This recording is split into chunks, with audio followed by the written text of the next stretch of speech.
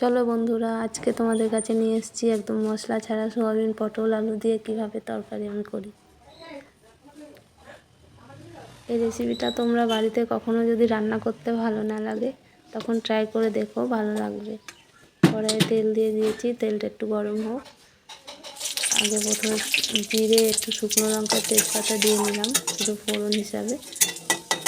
আগে পটল আর আলুটা ভেজে নেব, কারণ সোয়াবিনটা এখন দেবো না, সোয়াবিনটা পুরো তেলটা টেনে নেয়। পেঁয়াজ পটল আলু একসাথে ভেজে নেব। নুন একটু হলুদ দিয়ে নেড়ে চেড়ে নিয়ে আমি একটু ঢাকা দিয়ে দেবো।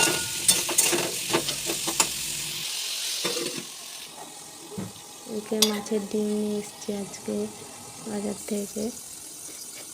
পেঁয়াজ, বেসন, কাঁচা লঙ্কা দিয়ে একটু মেখে নেব তেলটা, মাছের ডিমটা।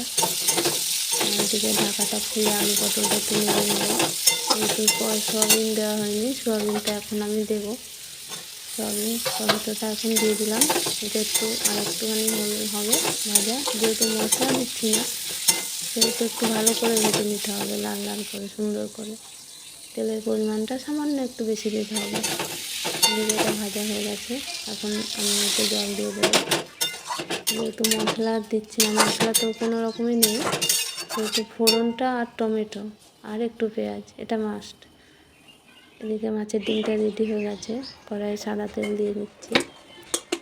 তেলটা একটু গরম হোক। এখন এইভাবে পুরো ডিমের ইয়েটা আমি ছেড়ে দিচ্ছি। দেখো ডিমটা রেডি হয়ে গেছে আমাদের, কত সুন্দর লাগছে। দেখো তরকারিটাও রেডি হয়ে গেছে। কেমন লাগলো বন্ধুরা জানিও প্লিজ।